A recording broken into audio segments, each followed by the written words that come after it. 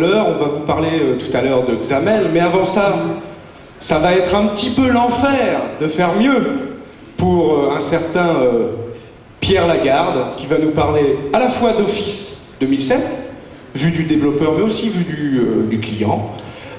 J'appelle Pierre Lagarde et Stéphane de Winwise.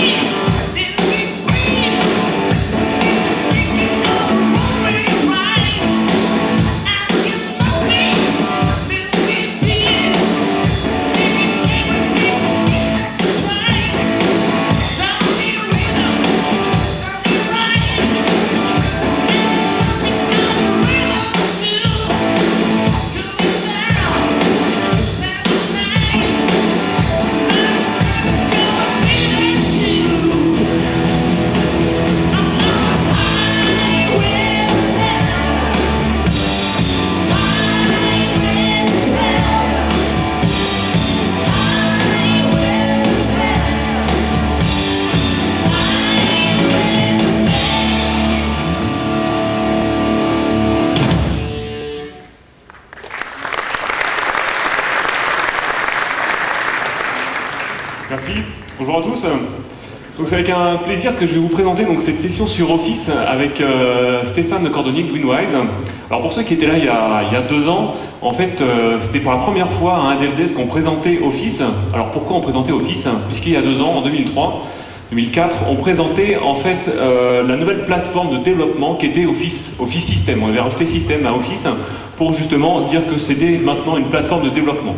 Et donc, avec cette session, on va essayer de vous présenter la nouvelle version de cette plateforme de développement qui est Office System 2007, même s'il sortira en 2006, il s'appelle quand même 2007. Alors, l'agenda de cette session va se dérouler de cette manière. Je vais vous montrer quelque chose, alors qui n'est pas lié forcément pour des développeurs, qui est la nouvelle interface utilisateur en fait d'Office 2007. Pourquoi je vous la présente? Parce que ça peut vous intéresser pour vous, pour vos développements, pour vous montrer que nous, on a travaillé sur comment améliorer justement cette interface utilisateur, et peut-être ça peut vous donner des idées pour vos développements, vos prochains développements. Après, je vous montrerai quelque chose de nouveau qui apparaît dans Office System et Office 2007, c'est le nouveau format de fichier. Je dis tout de suite, quand on parle de nouveau format de fichier, on se dit, oh là là, on change de version, on change de format de fichier. Au moment de la sortie d'Office 2007, il y aura des add-ins à toutes les anciennes versions d'Office, à partir de la version de 2000, qui pourront lire ce nouveau format de fichier. Donc c'est quelque chose qui est important. Si j'oublie de le dire tout à l'heure, moi je l'aurais dit dès le début. Donc sachez qu'il y aura des mises à jour des anciennes versions pour supporter ce nouveau format que je vais vous présenter. Après, Stéphane nous présentera donc la partie serveur. Qu'est-ce qu'amène la partie d'Office serveur, toute la partie travail collaboratif. Je laisserai présenter cette partie-là. Et je reprendrai la main sur 2 petites, qui ne sont pas petites, mais 2 nouvelles fonctionnalités qui apparaissent avec Office serveur. Donc côté serveur, c'est la notion de form serveur, comment créer des formulaires sur un serveur et pouvoir les utiliser après dans vos applications. Et je vous montrerai Excel Service, et je vous en dis pas plus, je vous montrerai ça en démo tout à l'heure. Donc voilà la nouvelle interface. Non, c'est pas ça. Pour ceux qui ont utilisé donc la version 1.0, c'était pour un petit souvenir. Voilà ce qu'était la version 1.0 de Word. On était en 640, on avait 2 toolbars, on avait un certain nombre de fonctionnalités qui étaient assez limitées. Et ce qu'on fait, c'est qu'à chaque changement de version, on rajoute des fonctionnalités, on rajoute des toolbars. Et on passe en version 6, cette fois-ci on passe en 800-600, on a 8 toolbars.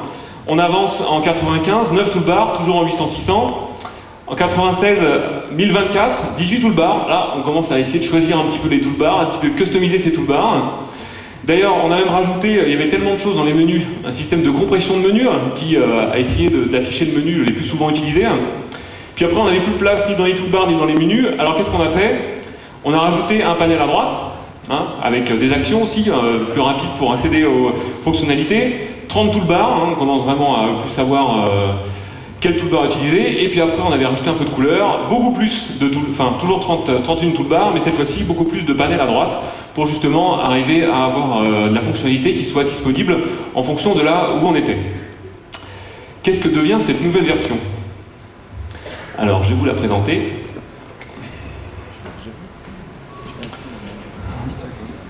En ouvrant un fichier Word.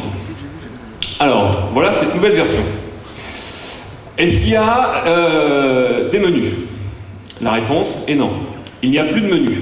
Tout maintenant est basé sur des onglets. Le seul menu qu'il y a, c'est le menu qui se trouve sur le petit bouton en haut à gauche, où c'est le menu de sauvegarde en fait de du fichier. Après, donc en fait, la toolbar a donc été épaissie et toutes les fonctionnalités apparaissent en fait dans la toolbar. Maintenant, s'il y en a encore des nostalgiques de différentes boîtes de dialogue, elles peuvent apparaître sur justement la toolbar qui correspond à la boîte de dialogue. Autre élément intéressant, alors je vais juste désactiver par défaut, hop, je reviens là. Si je fais une sélection donc, de mon document, le simple survol en fait, de la fonctionnalité, sans cliquer, en fait, me donne la preview de ce qui va se passer au moment où je vais cliquer sur la toolbar. Donc là, par exemple, je vais reformater mon document en normal. Et si je me positionne ici tout en haut sur le titre, hop, encore une fois, le simple survol permet de choisir en fait sur le style. Et de la même manière, ici, le simple survol de la fonte permettra sur la sélection, donc là c'est mon mot qui est sélectionné, de choisir la fonte qui m'intéresse. Si je sors évidemment ma souris, évidemment, si j'ai pas cliqué, je n'applique pas le format.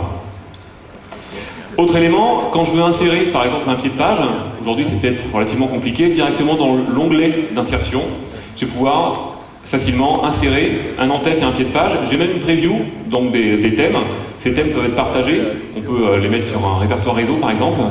Et de la même manière, si je veux insérer un footer, ici, hop, donc dans le menu d'insertion,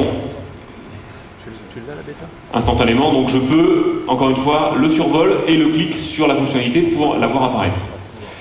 Si je veux ajouter, par exemple, sur la droite, un élément de texte, hop, automatiquement, je peux insérer un élément de texte dans mon document. Donc, toujours, on essaie de rendre la fonctionnalité accessible à un clic. Et le survol permet de faire la visu. Un autre élément important, partie tableau. Ici, dans mon document Word, j'ai un tableau. Automatiquement, j'ai des toolbars spécifiques au tableau qui apparaissent. Et ici, de la même manière, sur le simple survol pour formater mon tableau, je vois mon tableau, donc la prévisualisation, je clique sur cet élément et à ce moment-là, sur cette fonctionnalité et j'ai mon tableau qui est formaté. Si je sors de mon tableau, automatiquement, hop, les menus liés au tableau disparaissent. Autre élément, sur une sélection, hop, ici j'ai un quick menu qui apparaît, qui est grisé quand ma souris ne le survole pas, mais dès que je le survole, à ce moment-là il apparaît en clair et je peux cliquer sur la fonctionnalité rapide. Voilà pour Word, très rapidement les fonctionnalités qui vont être amenées par cette nouvelle version de Word. Excel, je vais vous montrer un autre aspect. Toujours, on voit apparaître donc, ce ruban, donc cette nouvelle toolbar. Et je vais vous montrer une fonctionnalité qui est assez intéressante, qui s'appelle le formatage conditionnel. Et donc, je vais venir ici, choisir du formatage conditionnel, et automatiquement, il y a un calcul qui se fait par rapport à la moyenne, et il m'indique le chiffre le plus bas en rouge et le chiffre le plus élevé en vert foncé, et il me fait un dégradé de couleur. De la même manière, si je veux un formatage conditionnel plutôt avec des scroll bars, hop, automatiquement, j'ai le scroll bar directement au niveau de la cellule. Et un dernier point, si je préfère plutôt des icônes, donc j'ai aussi une preview toujours de ce que je vais faire, et j'ai des icônes qui sont libres. Ça peut être intéressant par exemple sur un gros tableau de ce type-là, je vous demande quel est le magasin qui marche le mieux et dans quelle catégorie. En regardant le tableau comme ça, c'est quasiment impossible de le savoir. Et je vais simplement sélectionner tous les chiffres et demander une coloration directement sur ce grand tableau, et on voit automatiquement les magasins et les catégories qui marchent le mieux. Et c'est complètement dynamique parce que si ici je mets une très grande valeur, évidemment, tout le tableau apparaît en rouge. Cet élément de formatting, de coloration, donc, peut être complètement paramétré. Automatiquement, il y a une moyenne qui est faite, mais je peux très bien dire que la valeur maxi, la valeur mini, c'est ça ou c'est ça. Autre chose qui n'était pas forcément évident à faire dans Excel, c'était des graphiques. Donc là, on a beaucoup travaillé sur la partie graphique. Et par exemple, sur ce graphique-là, je vais faire un camembert en 3D. Et hop, j'ai automatiquement un camembert qui apparaît. Alors, il y a un problème de survol, je vais le déplacer plutôt à droite. Voilà. Et je peux directement ici changer mon type donc un seul clic pour arriver à cette fenêtre-là pour choisir le type du graphique. Et ici, j'ai tout un tas de types déjà prédéfinis de graphiques, et j'en ai un super joli avec de la transparence.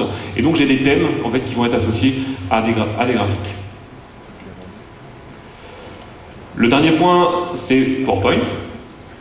Là, je vais vous montrer une fonctionnalité de PowerPoint, mais qui, vous allez voir, est assez intéressante. J'ai besoin de présenter un document PowerPoint à mon manager. Je le fais en faisant différents points. J'aimerais plutôt avoir une représentation graphique de ces différents points. Donc je vais sélectionner en fait ces points dans PowerPoint et je vais transformer cette sélection en graphique IGX. Alors aujourd'hui ça s'appelle comme ça, je ne sais pas si ça s'appellera toujours comme ça dans la version finale. Et là, automatiquement, il prend ces points sous forme de données et il me les affiche dans un graphique. Et là, de la même manière, je peux changer le style de graphique avec, hop, des petits éléments 3D ou une flèche qui monte avec toujours ces éléments. Évidemment, c'est complètement dynamique puisque si je mets à jour ces éléments, le graphique est mis à jour. Si par exemple, j'en ajoute un autre et il me demande ici d'insérer une image, le simple clic sur cet élément-là me dit, choisis une image, hop, et il me fait le découpage automatique dans le rond. Hop, je vais en prendre 4. De la même manière que je l'avais pour les graphiques, je peux appliquer des styles à ça. Et donc je peux appliquer par exemple un style avec un peu de 3D, ça sera encore plus joli, et avec une version complètement 3D comme ça. Et j'ai plus qu'à faire F5 et présenter ça à mon manager, et tout de suite il pense que j'ai passé du temps pour préparer le PowerPoint alors que je fais ça en 3 minutes. Merci.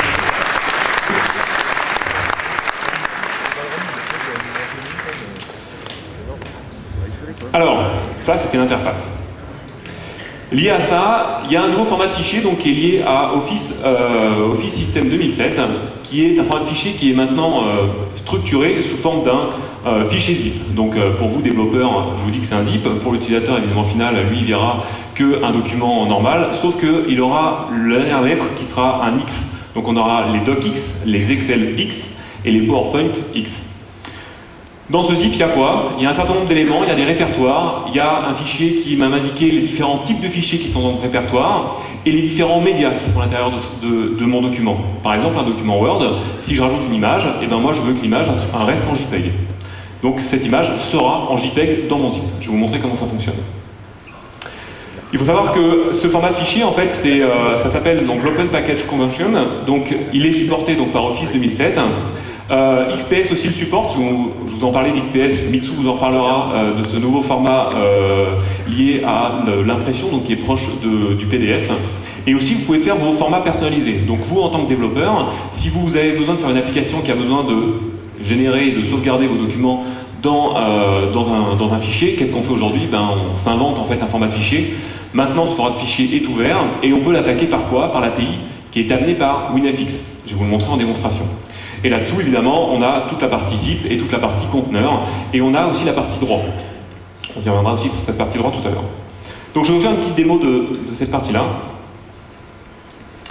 Et je vais vous faire un petit tour de magie. Je vais créer un document Word. J'ai une image, Spider-Man. J'ai un document HTML, qui recense toutes les villes des DevDev. J'ai un document WordML. Donc c'est le nouveau format qu'on a sorti donc à la sortie d'Office 2003 qui permettait de sauvegarder en fait son document non plus en binaire, donc en doc, mais en XML.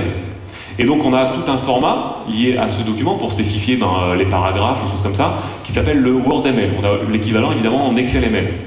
Et donc c'est un document ici XML, mais WordML, donc c'est pour ça qu'on a le petit icône Word au-dessus. Donc je vous en ai écrit un très rapidement. Donc c'est la version, je dirais, très light, c'est-à-dire qu'ici je crée un paragraphe, j'écris du texte, et j'ai un autre paragraphe. Dans ce paragraphe, je vais insérer quoi? Je vais insérer une image. Et l'image, je vais la faire référence, cette image, va faire référence à quoi? À une relation, RID1, je l'ai appelé comme ça, et après je fais référence à deux autres relations, RID2 et RID3, pour l'insertion et la création de mon document. Voilà le point d'entrée de mon document principal. Ces relations, c'est quoi? Et bien en fait, la relation 1, ça va directement pointer sur mon image, qui va s'appeler image1.jpg, et la relation 2 va pointer sur mon fichier XML, et l'autre vers mon fichier HTML. Très bien. Je reviens ici, je fais bouton droit, nouveau, fichier zip. Je Je prends l'image, l'HTML, le XML, les deux XML, le content type, quels sont les types de fichiers que je vais supporter en fait dans mon document, et je les mets dans mon fichier zip, je fais ajouter. Ici, voilà mon tour de magie, je le renomme en docx, et je clique dessus, et j'ai mon document Word.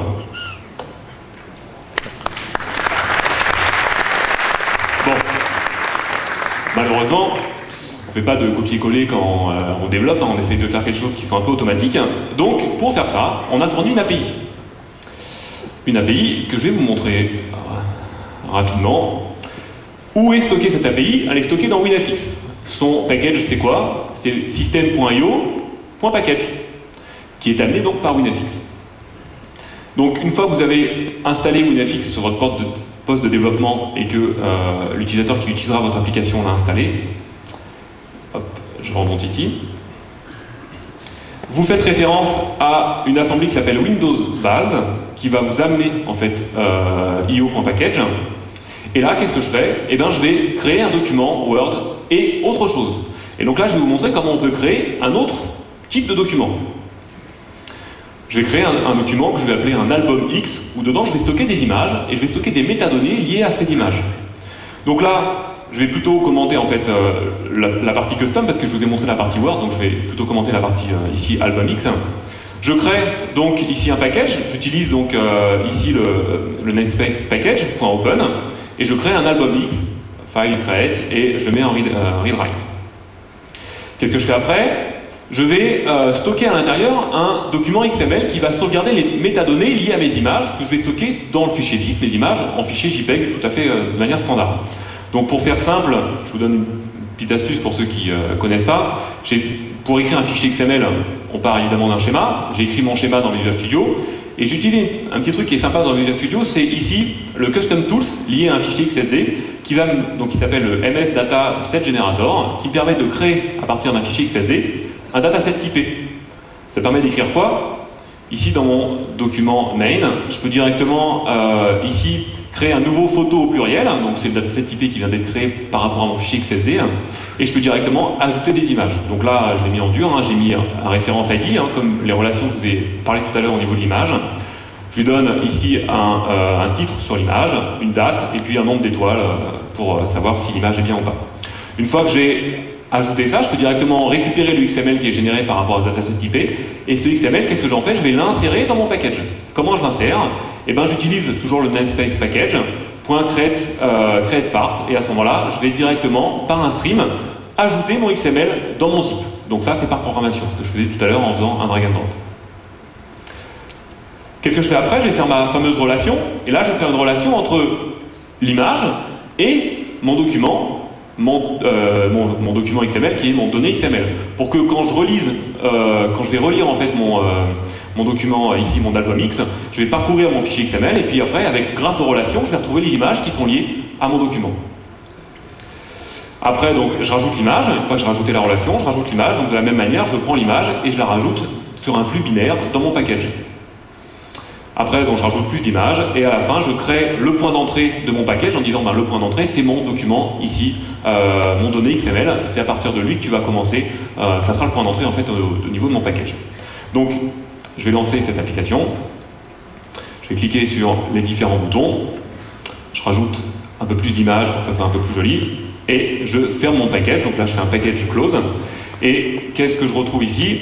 Dans mon document de créateur, dans mon répertoire bit, j'ai créé ici un album X. Alors, pour faire un peu sympa, j'ai en fait écrit un viewer, donc qui permet de lire ces photos, et j'ai créé en XAML. Donc, ça sera une petite pub pour la session qui suivra. Ce qui nous intéresse, là, ça ne nous intéresse pas. Ce qui m'intéresse, c'est de relire le package. Et ici, comment je relis le package? Eh bien, je réouvre mon fichier.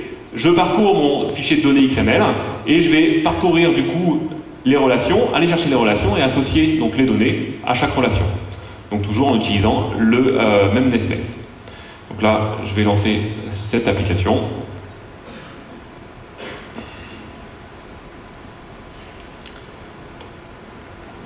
Hop. Je vais ouvrir donc mon nouveau format de fichier, album X.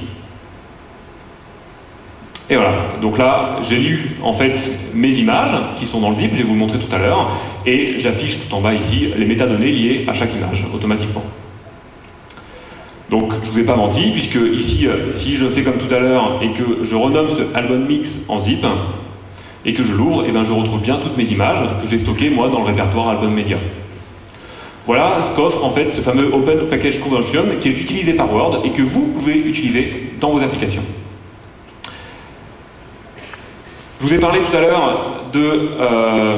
je réouvre une dernière chose, c'est XPS. XPS c'est quoi? C'est un nouveau format de sauvegarde, mais lié plus à la partie imprimante ou à la partie visualisation. Donc si vous voulez exporter votre document à quelqu'un qui n'a pas forcément Word par exemple. Donc ce que proposent ici les applications Office, c'est de sauvegarder les documents en PDF ou en XPS. Donc ça sera par défaut dans Office 2007. Vous pourrez choisir donc entre ces deux formats. Je vais choisir ici XPS, je vais le sauvegarder dans mon document, je vais simplement le sauver. J'ai donc un fichier XPS. Et il y a un petit icône qui est associé au fichier XPS, pourquoi? Parce qu'en fait XPS est très proche du XAML, on y reviendra tout à l'heure avec Mitsu, mais l'idée c'est un fichier de description donc graphique de mon document, et ici je peux évidemment zoomer sur mon document et me balader dans mon document comme je le faisais avec un viewer standard qui n'a évidemment ici pas besoin de Word pour tourner. C'est un viewer qui tourne dans le navigateur et qui est amené par WinFX quand vous l'installez par défaut. Voilà, donc j'en ai fini pour la partie cliente. Et je vais laisser la main à Stéphane pour nous parler de cette partie serveur. Merci Pierre. Donc Pierre vient de vous parler de toute la partie à proprement parler client. Moi ce qui va m'intéresser maintenant c'est une fois que je vais avoir Office, Word, Excel à ma disposition, ça va être de faire collaborer tous les utilisateurs de mon entreprise. Donc pour ça, depuis Office 2003 en fait, on a dans la plateforme Microsoft quelque chose qui a fait son apparition qui s'appelle Office System, qui est une plateforme de différents outils qui vont permettre en gros de pouvoir faire collaborer via différents moyens mes utilisateurs. Alors ça va être les faire collaborer au sens documentaire, ça peut être aussi les faire collaborer par tout ce qui va être messagerie soit électronique soit instantanée. Ça va être également la possibilité de pouvoir récupérer tout ce qui est information intéressante par rapport au travail qu'ils font tous les jours. Et tout ça, ça va être basé sur un socle métier, sur des services fondamentaux de gestion de sécurité, de facilité de manipulation du contenu. Et dans la gamme Office System, donc on va retrouver, outre des produits comme Exchange, comme Live Communication Server, on va retrouver SharePoint. Donc la nouvelle architecture Microsoft sur la partie collaborative est basée sur ASP.NET. Donc ASP.NET pour la nouvelle version de SharePoint en version 2.0. Et donc là, le socle, on va dire, de base de toute cette nouvelle architecture, c'est un produit qu'on appelle Windows SharePoint Services, qui est un produit gratuit qui est fourni avec Windows 2003, donc qui sera également possible d'installer sur Vista. Et qu'est-ce que va m'apporter ce socle? En fait, c'est un socle applicatif. Il va m'apporter la possibilité d'avoir un certain nombre de services à ma disposition, tels que des services de collaboration, la création de portails, avoir un moteur de recherche un peu plus poussé que le moteur de recherche simplement de Windows, la possibilité de faire du content management, et on va en reparler juste après, notamment pour les personnes qui utilisaient Content Management Server 2002, c'est un produit qui est refondu dans la plateforme SharePoint. Tout ce qui va être business process, et notamment ce que vous avez vu ce matin autour de Workflow Foundation, et également la possibilité de manipuler des données décisionnelles, de faire de la business intelligence autour de tout ça. Donc la plateforme collaborative, enfin la plateforme SharePoint, il faut la voir comme une plateforme de service et pas simplement comme une plateforme de collaboration à proprement parler. C'est une plateforme de service sur laquelle la collaboration n'est qu'une brique parmi tant d'autres. Ce qu'il est important de voir, c'est que cette plateforme collaborative, on va avoir un certain nombre de services à ma disposition, donc notamment ce qui est apporté par ASP.NET V2, donc la possibilité d'utiliser des webparts, la possibilité de personnaliser l'interface graphique en fonction du profil de l'utilisateur, les master pages, également tout le framework, on va dire, d'ASP2, donc en termes de navigation, en termes de sécurité, On va également retrouver des services système. Donc, en termes de stockage, par exemple, on va utiliser SQL Server 2000 ou 2005. On va avoir un modèle objet à ma disposition. Je vais avoir la possibilité de créer des sites web reposant sur ma plateforme de services. Et donc, au-dessus de toute cette plateforme, on va avoir donc, des services de collaboration, de moteurs de recherche, de content management ou de BI. Et la partie workflow, c'est la partie qu'on a vue ce matin. La partie workflow, c'est la partie qu'on a vue ce matin et dont tu reparleras après, notamment avec Infopass Server. Donc, par rapport à la version actuelle de SharePoint, sur la version WSS, donc Windows SharePoint Services V2, et sur SharePoint Portal Server 2003, il était déjà possible de faire un certain nombre de développements. Vous aviez quelques exemples ici d'objets qui existent dans le modèle objet, donc des SP Site, SP Web, SP List. Donc on va toujours retrouver ces objets dans Windows SharePoint Services de V3, donc dans la future version qui doit sortir à la fin de cette année. Et cette plateforme va me permettre de développer aussi bien pour des clients Windows, c'est-à-dire développer des sites web qui vont tourner sur un serveur dans lesquels je vais pouvoir mettre des web parts, comme je pourrais également interroger mes données SharePoint depuis une machine distante via l'utilisation de web services. Donc en termes de compatibilité, puisqu'il y a déjà pas mal de personnes qui utilisent WSS V2 à l'heure actuelle, qu'est-ce qui se passe si j'ai déjà commencé à développer notamment des web parts, si demain je migre sur WSS V3, eh bien on va dire que ces web parts, vous pourrez toujours les utiliser. Il y a une compatibilité ascendante qui est assurée. Il suffit juste, ce qui vous est indiqué ici en fait, de changer la classe de base de laquelle vous allez hériter. À l'heure actuelle, dans WSS V2, vous héritez d'une classe qui se trouve dans le namespace Microsoft.SharePoint.WebPartPages. Dans la nouvelle version, en fait, on va hériter des web parts standards du modèle ASP.NET 2. Donc, il vous suffira d'hériter des web parts de system.web.ui.webcontrol. Donc le fait qu'on change d'architecture et qu'on réutilise, on va dire, ce qui est fourni par le framework ASP.NET 2, on va avoir dans SharePoint la possibilité de réutiliser toutes les fonctionnalités apportées, donc notamment lorsqu'on va parler de possibilité de connecter des web parts les unes avec les autres, on va réutiliser en fait le processus de connexion qu'on a dans ASP.NET 2. Et on va également avoir la possibilité, ce qui n'était pas forcément toujours très simple ou possible dans WSS V2, de réutiliser des contrôles qui sont fournis nativement avec le produit. Et c'est ce que je vais vous montrer dans la démonstration juste après. Par exemple, la possibilité de réutiliser un contrôle en mode grille de données afin d'afficher des informations provenant, par exemple, d'une base de données.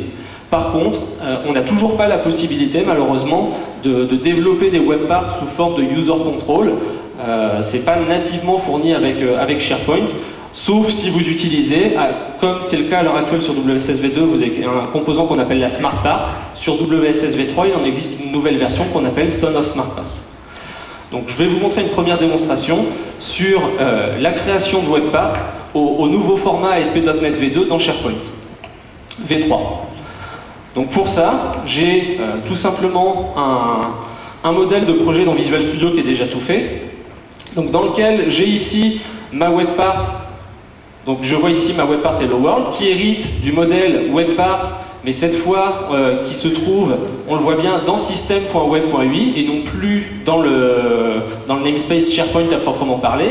Et je vais réutiliser ici, vous voyez, un contrôle de SharePoint, un contrôle SP Grid View. Donc ce contrôle SP Grid View va me permettre en fait de présenter des informations dans un contrôle SharePoint, ces informations provenant elles-mêmes d'une base de données à côté. Tu peux nous montrer de quoi il hérite SP Grid View en faisant F12 ? F12. Donc le SP Grid View de la voilà. Du framework. Il hérite du Grid View du framework ASP.NET V2. Simplement surcharger le contrôle pour ramener des fonctionnalités et donc on peut l'utiliser facilement. Tout à fait. Donc ce contrôle SP Grid View, tout bêtement, on va le réutiliser. Là, ici, on va créer un certain nombre de colonnes, donc des colonnes qui vont être liées à une source de données. Donc, on va avoir une colonne name qui va être mappée sur un champ AUL name, etc., sur surname, sur phone. Donc, ces colonnes allons chercher leurs informations dans un certain nombre de classes qui ont été définies ici. Et ensuite, tout bêtement, on va faire du data binding sur ma grille. Donc, je vais récupérer une liste d'auteurs et on va demander à la grille de s'afficher dans la web part. Donc ma webpart, elle a déjà été déployée sur mon serveur. Donc tout simplement, si je me rends dans un site SharePoint et que je demande de l'ajouter, donc avant de pouvoir l'ajouter, il va falloir que je l'insère au niveau des webparts disponibles sur mon site. Donc, je vais tout simplement lui demander donc, de créer une nouvelle webpart. Donc, ici, il va me dresser la liste de toutes les webparts disponibles. Donc, je vais lui dire que ma webpart ASP.NET Hello World, on va l'ajouter au niveau des webparts disponibles sur mon site.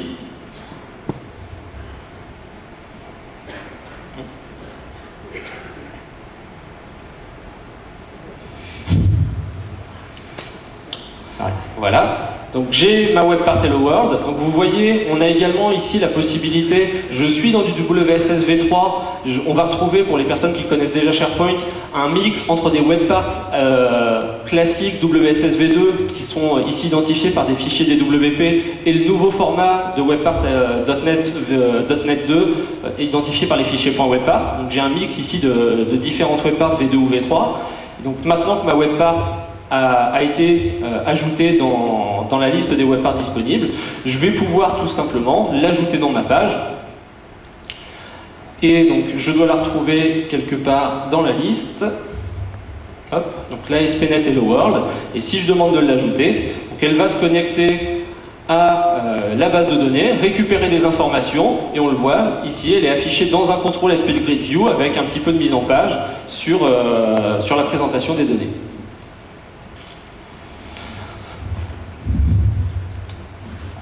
Donc en termes de développement à proprement parler, il n'y a pas forcément énormément de travail pour migrer des développements qui ont été faits entre WSS v2 et WSS v3.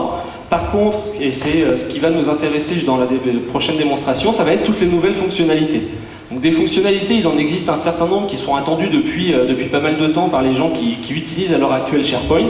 Notamment en termes de gestion documentaire, vous allez avoir un niveau de sécurité un peu plus fin. On va enfin avoir de la sécurité au niveau des fichiers ou des dossiers. On va également avoir la possibilité de faire de l'historisation des données et faire également avoir un système de purge automatique, histoire par exemple que dans une bibliothèque de documents, je ne conserve que les 4 dernières versions d'un document, les autres se suppriment automatiquement au fur et à mesure que les utilisateurs travaillent. On va avoir la possibilité pour l'utilisateur d'avoir une corbeille, histoire que quand il supprime ses documents de son site, ils ne sont pas immédiatement supprimés de la base de données.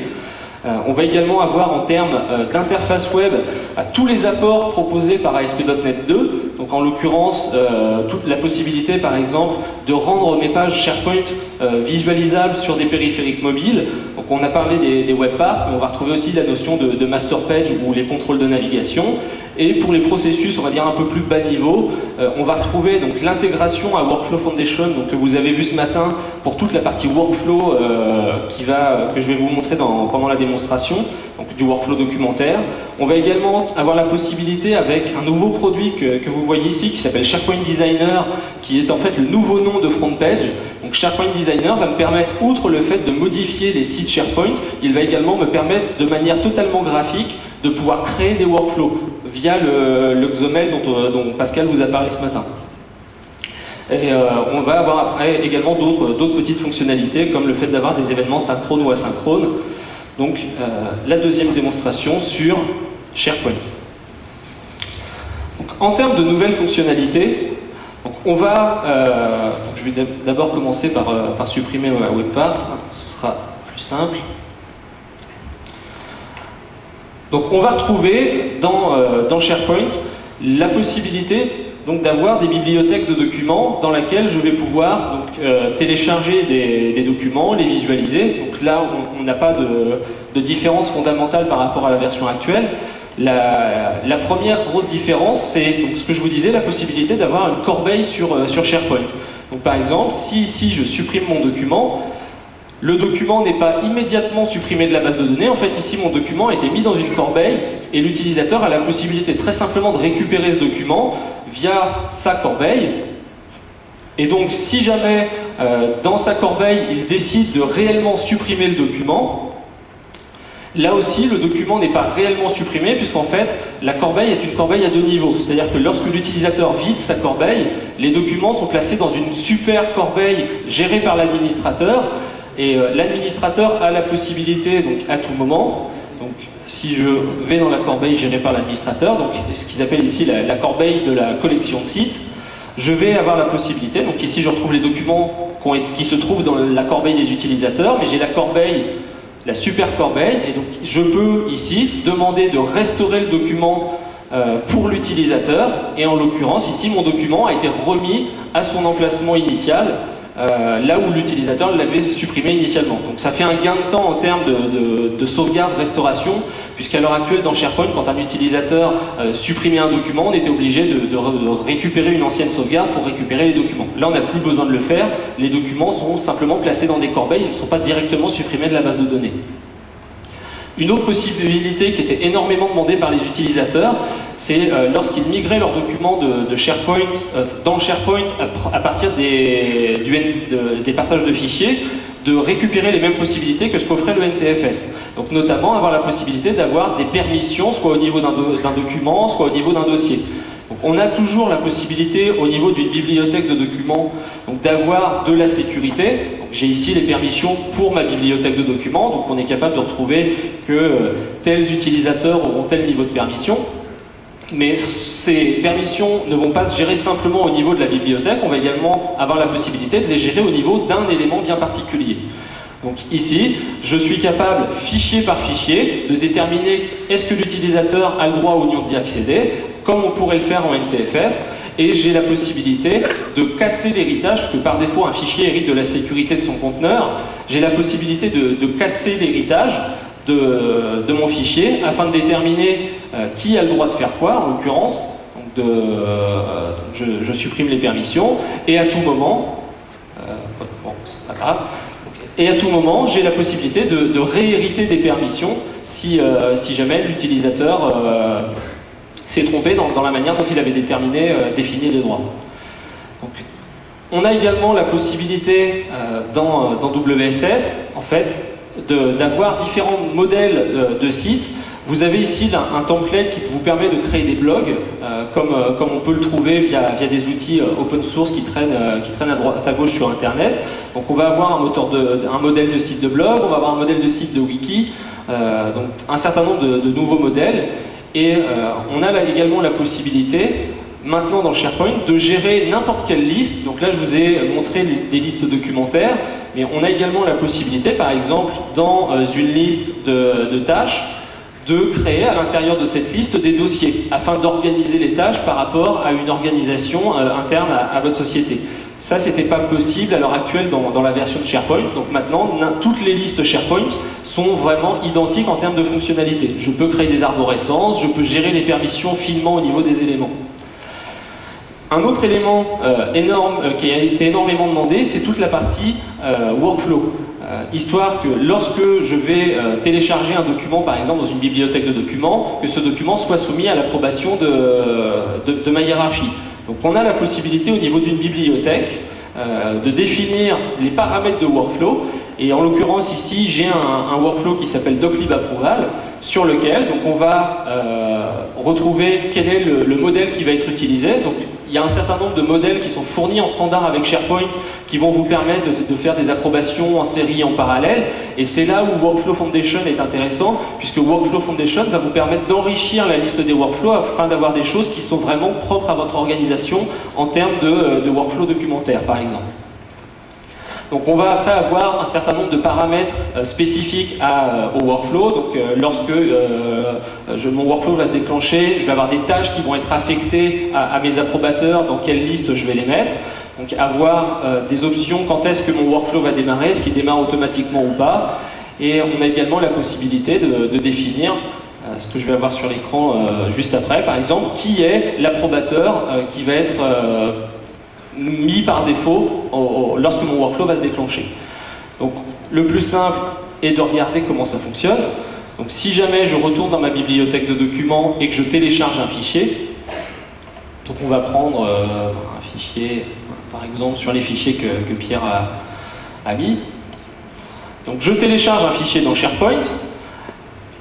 là, ma bibliothèque de documents n'est pas paramétrée pour que le workflow se déclenche automatiquement au moment où je télécharge un fichier. Donc ce qu'il va falloir que je fasse, c'est qu'une fois que le fichier aura fini de se télécharger, que j'aille manuellement déclencher le workflow sur le document en question.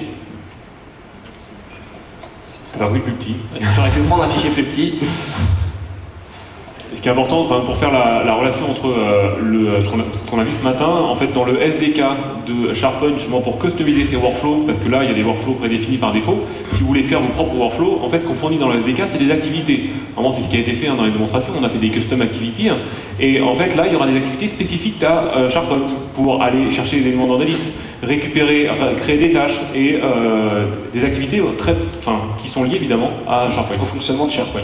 Donc là, en l'occurrence, vous voyez que le fait que j'ai un workflow sur ma bibliothèque de documents, j'ai une colonne qui affiche quel est le statut de mon workflow. Donc pour l'instant, je ne l'ai pas encore déclenché. Et je vais avoir la possibilité ici, sur mon document, de déclencher un workflow. Donc je vais déclencher mon workflow doclib approval.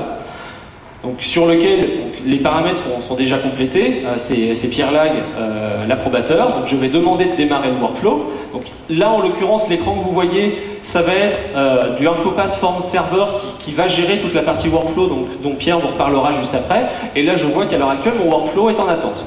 Donc vu que c'est Pierre Lag, l'approbateur, je vais lui demander d'approuver le document. Alors allons-y, on va ouvrir une instance de l'Internet Explorer et je vais me signer donc sur un compte différent. Donc là, c'est Pierre Lag,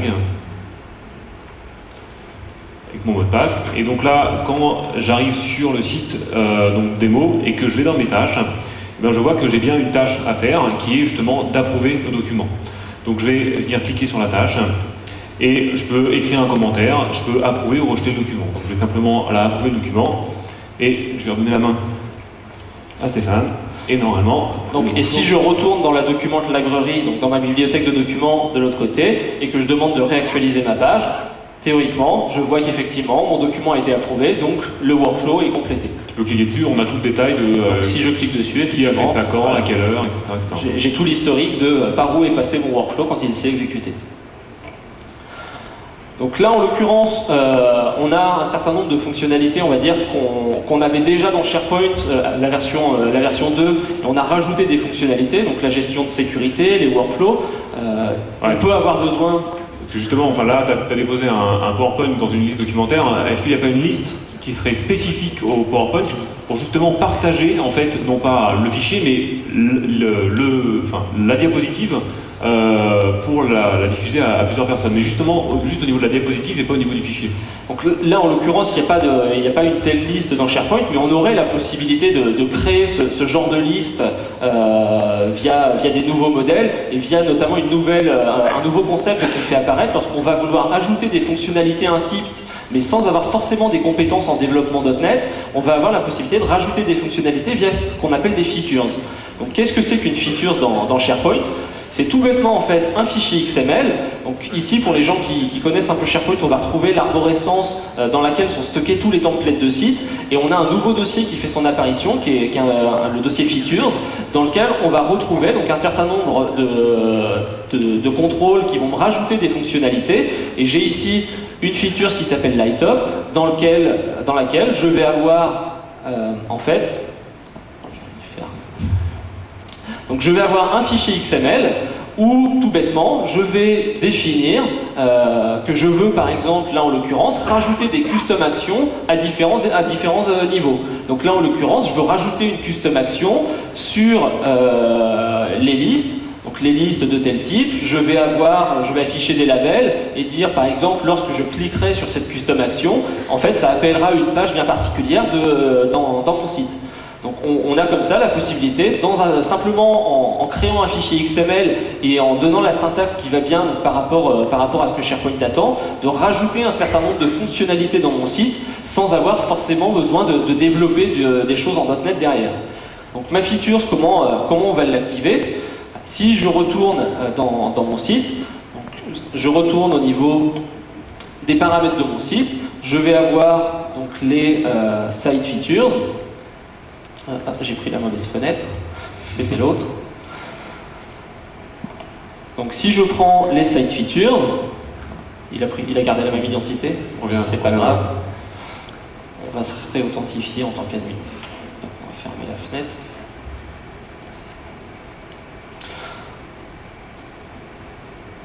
Donc si dans les paramètres de mon site, oui, top. Non, c'est ça. Donc, je vais activer les Site Collection Features.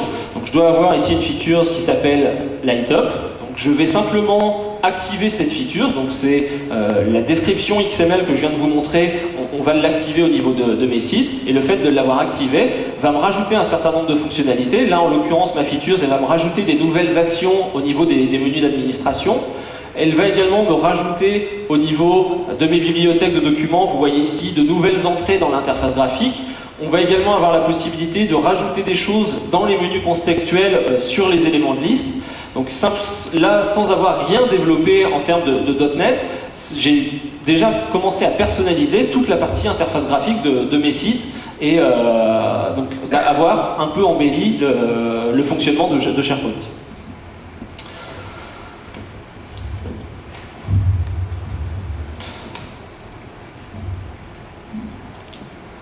Donc, au niveau de ce qu'on vient de voir là, tout ce que je vous ai montré, c'est basé uniquement sur Windows SharePoint Services, donc qui est le socle applicatif de la plateforme collaborative Microsoft. Mais il y a beaucoup d'autres choses dans la plateforme SharePoint quand on parle de SharePoint au sens général du terme, et notamment il existe à l'heure actuelle dans SharePoint 2003 SharePoint Portal Server, donc, qui est destiné à faire des portails d'entreprise. Dans la future plateforme SharePoint, en plus de la partie portail, on va également avoir la fusion avec la fusion de Content Management Server. Donc le fait d'avoir WSS plus la partie portail plus la partie CMS va m'amener un nouveau produit qu'on va appeler Microsoft Office SharePoint Server, donc MOSS. Donc ça va vraiment me permettre de créer des sites collaboratifs et des sites portail, notamment avec tout un système de gestion de contenu comme on peut l'imaginer pour les gens qui connaissent CMS. Et je vais vous faire une démonstration juste après de ce qu'on entend par CMS. Et ce qu'il est important de bien voir, c'est que cette plateforme Office SharePoint Server repose entièrement sur WSS. Donc WSS utilisant lui-même ASP2 avec ses master pages, le système de workflow, le système de liste dont on vient de parler. Donc on va bénéficier de toutes ces fonctionnalités. Et en plus de ces fonctionnalités de portail et de CMS, on va avoir d'autres services qui vont être apportés, et notamment deux services principaux que Pierre va vous présenter juste après. C'est la partie Forms the Services, donc on a déjà un petit peu vu lorsque j'ai déclenché le workflow, et la partie Excel Services pour présenter des informations. Et donc je vais vous remontrer rapidement ici. Donc la partie Excel Services, Pierre réinsistera dessus tout à l'heure, mais vous le voyez ici, j'ai une webpart qui me présente des informations, et en fait ces informations, physiquement, elles sont stockées dans un document qui se trouve ici. Je ne vais pas l'ouvrir, mais j'ai ici un document qui présente mes données, et ces données sont présentées dans une webpart via Excel Services. Donc Pierre vous réinsistera dessus juste après. Je passe rapidement. Là, on va se parler de la partie CMS. Donc ici, je suis sur un portail. Donc un portail SharePoint Server, sur lequel on va retrouver donc, toute la partie classique de SharePoint, c'est-à-dire manipulation de webpart. Donc si je passe en mode édition, on va retrouver les zones de webpart sur lesquelles je vais pouvoir mettre mes contrôles, mais on va retrouver de la partie auquel les gens qui ont manipulé un peu CMS doivent être habitués. Ici, ce qu'on appelle des content placeholders. Donc on a la possibilité, ici sur mon site, de dire je vais pouvoir très simplement éditer du contenu, mais ce contenu n'est pas en fait stocké dans une zone de webpart. Ce n'est pas une webpart que j'ai développée, c'est vraiment une zone qui est éditée, et ces informations sont stockées dans des listes SharePoint. Donc par exemple, je vais pouvoir éditer l'image, et on va retrouver, si je demande de naviguer, quelque chose qu'on avait déjà dans CMS, qui est un explorateur de ressources. Là, en l'occurrence, c'est dans ma galerie d'images, j'ai deux images, donc je vais en changer. Donc, je valide. Donc, éventuellement, on peut un peu modifier le contenu, rajouter des choses. Lorsque je valide, on va retrouver ici des fonctionnalités de CMS à proprement parler, c'est-à-dire que ma page ici, on va avoir la possibilité, par exemple, de déclencher des workflows, toujours sur Workflow Foundation, pour soumettre les modifications que j'ai faites pour approbation, par exemple, au service communication de la société. Ce qui est intéressant, par exemple, lorsqu'on utiliserait ça sur des sites internet, afin que la page d'accueil, ou ce que vous allez publier dans votre site internet, soit approuvé par votre hiérarchie avant d'être mis en ligne directement et visible à tout le monde. Donc, si jamais je me connecte à côté en tant que Pierre Lag, je vais juste enregistrer mes modifications. Là, les modifications que j'ai faites pour l'instant, contrairement à la version actuelle de SharePoint, dans la version actuelle, quand vous faites une modification, c'est directement visible à tout le monde. Ici, si je me connecte en tant que Pierre Lag, oups. Tu connais mon mot de passe? Ouais. Donc vous voyez que les modifications que j'ai faites ne sont pas encore visibles. Pourquoi elles ne sont pas encore visibles? Parce que justement, via le système de content management, je n'ai pas demandé à ce que ma page soit rendue visible à tout le monde. Donc si ici, ma page, je veux la rendre visible, il va falloir que je demande de la publier. Donc on pourrait imaginer, là je ne vais pas le faire, mais soumettre cette page dans un circuit de workflow pour approbation. Donc ici, si je demande, refresh page. Donc, si je demande de publier ma page, à ce moment-là, elle va être rendue visible à tout le monde. Et effectivement, ici, si je me connecte, je suis bien en tant que Pierre Lag et que je demande de réactualiser la page, donc là, je vois bien cette fois les modifications. Merci Stéphane. Donc on va finir sur les deux points qui sont Infopass Server et Excel Server. Infopass Server, c'est quoi? C'est quelque chose qu'on vous a déjà présenté justement il y a 2 ans. C'est la capacité donc d'avoir un outil qui permet de créer des formulaires qui vont générer quoi? Du XML.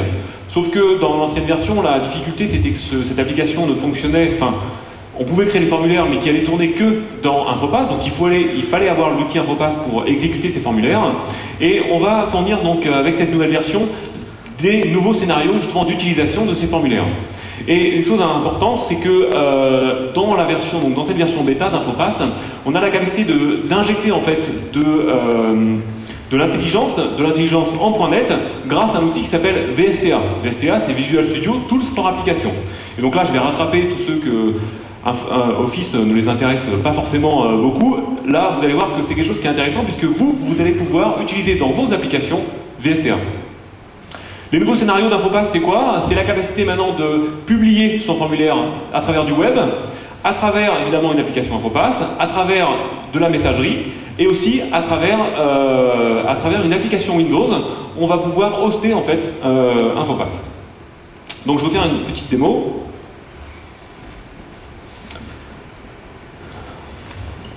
De tout ça. Hop, je vais revenir ici. Alors, j'ai déjà créé un formulaire qui permet en fait de soumettre des bugs. Mon formulaire, il est de telle manière, donc j'ai un certain nombre de champs pour qui soumet. C'est normal, toujours le premier. Donc des fois ça plante et des fois et après ça revient tout à fait normalement. Voilà. Donc je peux savoir qui soumet le bug et je peux associer ce bug à un projet, etc., etc. Ce formulaire, donc j'ai designé dans Infopass. Je vais pouvoir soumettre ce formulaire et le mettre dans une document librairie ici de mon espace collaboratif. Donc je vais revenir sur mon espace collaboratif et je vais aller donc dans cette liste que j'ai appelée doclib form server où en fait j'ai déjà publié ce formulaire. Quand l'utilisateur décide de rentrer un nouveau bug, il va faire new et qu'est-ce qui se passe? Je suis dans une application web et je peux ici saisir mon bug, écrire des informations, choisir mon projet, une description et insérer comme ça plusieurs descriptions. Et je suis toujours dans une application, ici une application web. Et quand je le soumets, donc je vais faire sauvegarder, je vais lui donner un nom et le système parle en fait en Ajax, on va y revenir dans la session juste après, avec le serveur. Et automatiquement, j'ai créé dans ma librairie documentaire un fichier XML qui repose sur ce formulaire. Ça, c'est le premier scénario. La deuxième chose, c'est qu'on va pouvoir, ici, dans sa propre application web, en fait, utiliser, alors je ne vous montre pas le code parce qu'on n'a pas le temps, mais un contrôle serveur qui est fourni, donc c'est juste un ASP de point quelque chose pour ceux qui ont fait du développement web, et je vais lui injecter directement mon fichier XML et automatiquement il va interroger Infopass Server et ici m'injecter en fait ce formulaire dans mon application web pour pouvoir saisir l'information. Qu'est-ce que ça me génère? Ça me génère un fichier XML. Donc moi je peux le récupérer dans mon application à travers ce contrôle. Et là, je liste en fait par défaut les documents qui sont dans ma doclib. Un autre élément, c'est une application Windows Form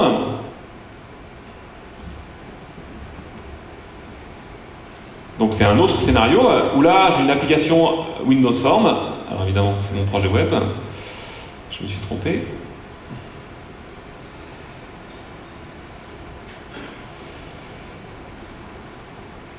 Je vais ouvrir directement l'exécutable. C'est une application Windows Form et qu'est-ce que je peux faire ici? Je peux créer une nouvelle forme et qu'est-ce qui va se passer? Ça va charger, donc là je suis en Windows Form, ça va me charger l'ActiveX d'Infopass et me hoster l'ActiveX d'Infopass dans mon application. Donc là je suis plus en mode serveur web, je suis vraiment en ActiveX et j'ai en fait le moteur de rendu d'Infopass qui est hébergé dans mon application. Et donc je peux charger évidemment des formulaires déjà existants et évidemment quand j'ai fini de saisir mes données, je peux évidemment le sauvegarder et encore une fois ça me génère une seule chose, du XML lié à mon schéma et lié à mon formulaire. Je voulais parler de VSTA, c'est-à-dire que ici, j'ai la capacité dans mon formulaire de, sur le clic de bouton, d'écrire du code. Et d'écrire du code, où est-ce que je l'écris? Et ici, quand je clique sur ce bouton, j'ai en fait un Visual Studio qui est chargé, même si j'ai pas Visual Studio sur ma machine. Et donc ça, c'est VSTA. Visual Studio Tools for Application, qui est utilisé par, en fait, ici, Office.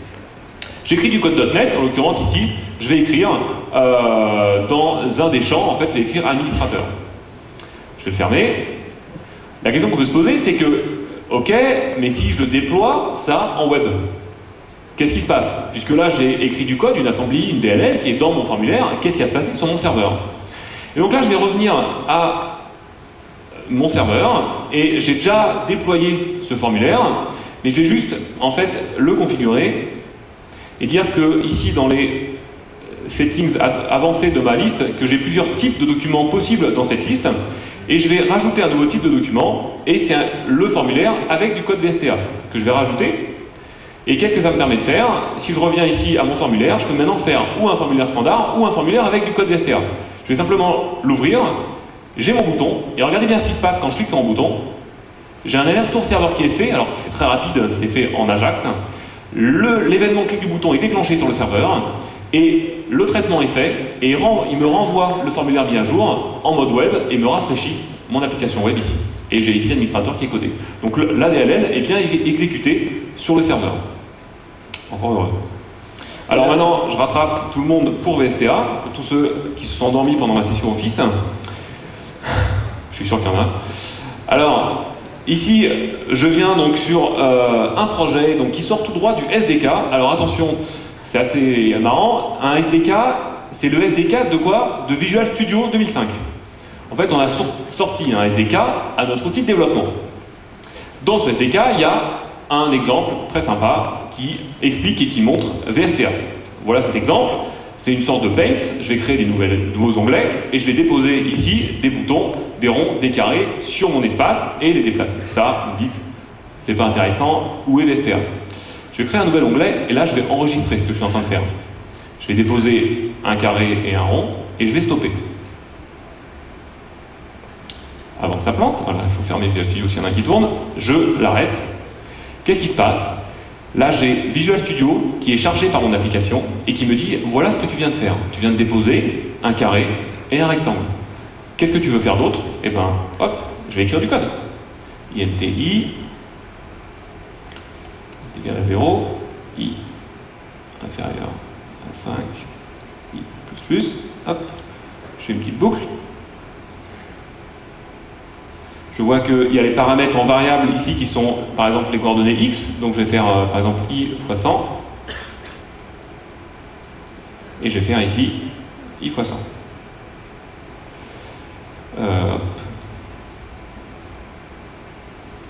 Je sauvegarde et je vais compiler ça. Ça va me générer une DLL. Qu'est-ce qui va se passer? Ici, je peux retourner à mon projet, ouvrir une nouvelle fenêtre et dans les tools, je peux exécuter une macro, il me propose toutes les macros .NET qui sont compilées, et là, je peux l'exécuter. Et automatiquement, ça me l'a exécuté. Ok? Donc, et là où ça va vraiment très loin, c'est que je peux ici mettre un point d'arrêt, lancer en mode debug, retourner à mon projet, ouvrir une nouvelle fenêtre, et de la même manière, exécuter ma macro, et je passe en mode debug de mon application. Ça veut dire que je peux, dans mon application Windows Form, hoster ici Visual Studio et donner la capacité à l'utilisateur en fait d'écrire du code pour venir enrichir en fait le comportement de son application. Ah, juste un truc, Pierre, moi ça m'a convaincu ta version web d'Infopass, mais est-ce que ça sous-entend que j'ai besoin d'Infopass sur le poste client pour l'utiliser? Non, c'est du full web et surtout c'est livré cross-navigateur, donc ça marchera avec Firefox et tous les autres navigateurs du marché. Donc c'est vraiment complètement web.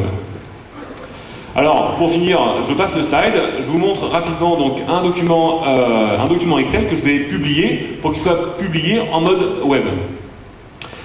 Ce matin, j'ai entendu la session d'Eric, ce qui était très bien, mais il a passé 1 heure à vous montrer comment faire un web service qui va calculer la mensualité d'un emprunt. Moi, je sais que sous Excel, ça marche déjà, donc j'ai fait un document Excel avec les différents paramètres, et ici le calcul qui s'appelle PMT. Est-ce que ça, je peux le déployer en web service? Évidemment, si je vous pose la question, la réponse évidemment est oui. Donc, qu'est-ce que je vais faire? Je vais ici sauvegarder mon document sur un Excel service. Et je vais ici spécifier un serveur qui est PierreLag O12 TRS. Je vais aller dans mon espace ici démo, dans mon document library, et je vais sauvegarder ici mon book emprunt XLSX. Je remarque que ici il me dit qu'est-ce que tu veux afficher et quels sont les paramètres. Donc ça c'est les paramètres nommés sous forme de cellules. Très bien. Je sauvegarde. Il va publier à partir d'Excel sur mon espace collaboratif. Je reviens à mon explorateur de fichiers, pardon, à mon navigateur, j'ai un peu de mal. Et automatiquement, ici, bon, il me l'a ouvert après l'avoir sauvegardé, et voilà, il me dit le calcul par défaut sur les paramètres par défaut que tu as envoyés, mais je te crée un formulaire pour justement que tu puisses saisir d'autres informations. Et pour ceux qui se rappellent, si le calcul était bon tout à l'heure d'Eric, c'était 150 000 € sur 15 ans, 12 mois, et c'était 0,032 du taux. J'applique, je poste mes données, elles sont calculées côté serveur, et je récupère en HTML le résultat de mon document Excel. Je peux faire ça sur des documents Excel bien compliqués, et même des documents Excel qui contiennent des graphiques. Puisque le graphique va être calculé sur le serveur et renvoyé sous forme d'image au navigateur. Donc là, c'est le calcul d'un carré automatique. Voilà. Ah, non, il m'en manque un.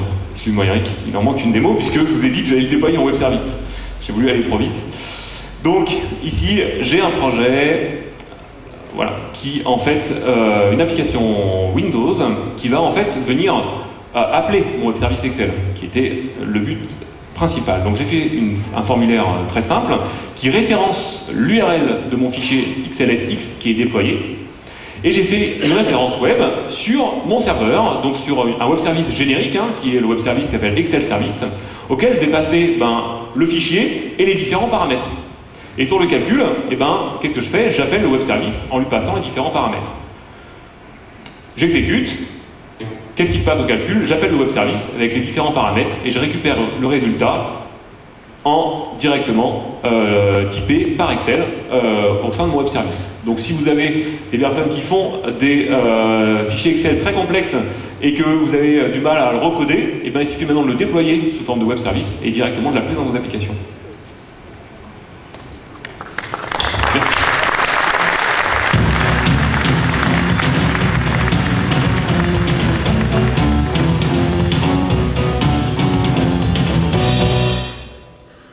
Bon, il est en retard quand même, hein.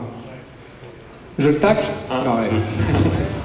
Si, j'ai le droit là, normalement. On va faire vite, alors on peut annuler la question de sécurité peut-être? Non, j'ai une question sécurité, vous imaginez bien. Tout à l'heure, tu nous as parlé de documents Word, etc., c'est sympa ça, mais imagine moi le document, je le prends, je l'amène à la maison, c'est quand même un document important, ou même éventuellement j'envoie un mail important à tout le monde, mais je veux que personne ne puisse le voir, ou que des personnes non autorisées aient le droit de le voir, ou de le copier, ou de le coller. Qu'est-ce qu'on peut faire? Donc en fait, ce qu'il existe depuis la version 2003 d'Office, c'est la capacité en fait de mettre de la sécurité au niveau du document, et ça par l'intermédiaire d'Office. Ça s'appelle IRM, Information Right Management. Ok? Comment ça se passe? Sur un document, ici 2000, là je vais le créer en Office 12, mais je pourrais très bien le faire en 2003. Aujourd'hui, c'est les mêmes fonctionnalités. Et je vais donner une information très top secret. Vista dispo en janvier. Ah, ça c'est... Je pense qu'il y en a peut-être au fond qui ne voient pas. Donc ça, il ne faut pas que personne le voie, donc je vais essayer de sécuriser mon document. Donc je vais le sauvegarder, sur mon bureau, et donc je ne vais pas l'appeler comme ça évidemment, je vais l'appeler secret. Et qu'est-ce que je vais faire? Eh bien, je vais rajouter au niveau de mon document des permissions. Et là, donc là, j'ai créé un profil, et ce qui est intéressant, c'est que je peux avoir un profil lié à un serveur, donc pour avoir de l'information de rights management par rapport à ma société, ou par rapport à Internet, par rapport à un compte passeport. Et ce que je vais faire ici, je vais donc faire la sécurité par rapport à ce compte passeport, et je vais faire de la restriction. Donc là, c'est en train de le signer, il faudra que j'ai ton compte pour pouvoir le réouvrir, alors voilà. Donc, ou mon compte, ou moi je peux te créer, si tu me donnes ton compte passeport, je te rajoute, et je te dirai, ben toi tu peux juste le lire, tu pourras pas l'imprimer, tu pourras pas faire un copier-coller dessus par exemple. C'est marqué dessus là? C'est marqué. Et donc je vais ici faire OK, donc là j'ai mis la sécurité, il n'y a que la garde P, etc. qui peut le faire, et je vais ici sauvegarder mon document, fermer Word, et par rapport à ce que je vous ai appris tout à l'heure, je vais faire un zip, puisque normalement on peut le dépackager facilement. Loupé.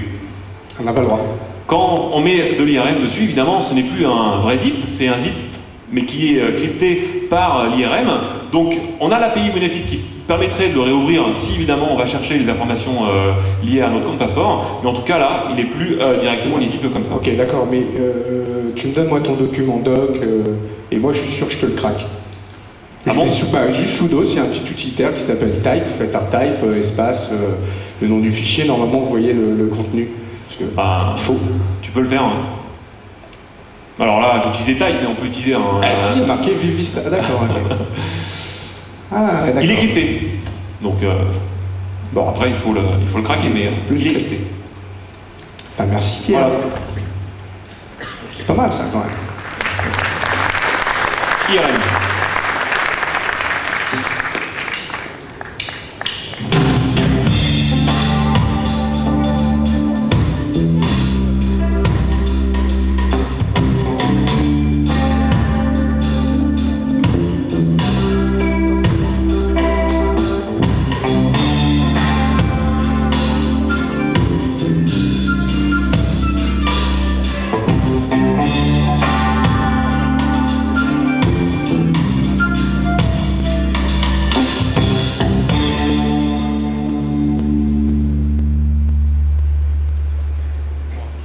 Pas de micro.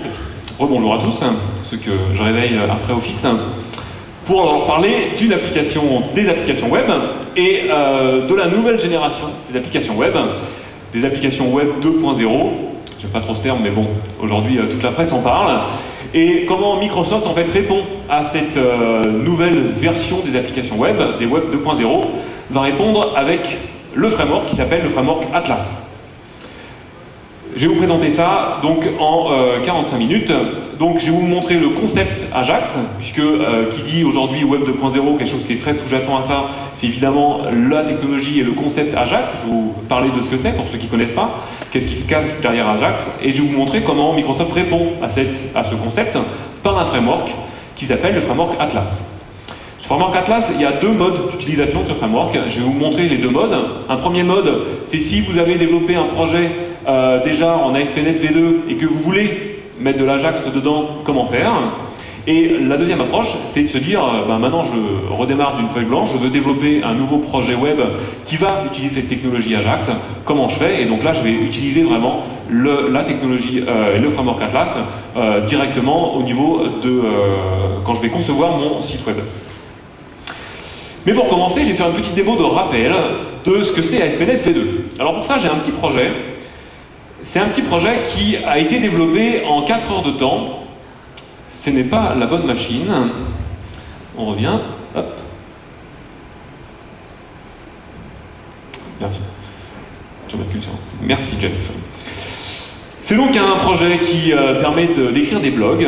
Et donc l'idée, j'ai une homepage avec justement l'affichage des blogs. Je veux me connecter, login, ici admin, password. Une fois que je suis connecté, je peux créer des nouveaux posts. Ici, test, écrire. Oula. écrire des informations, publier mon post.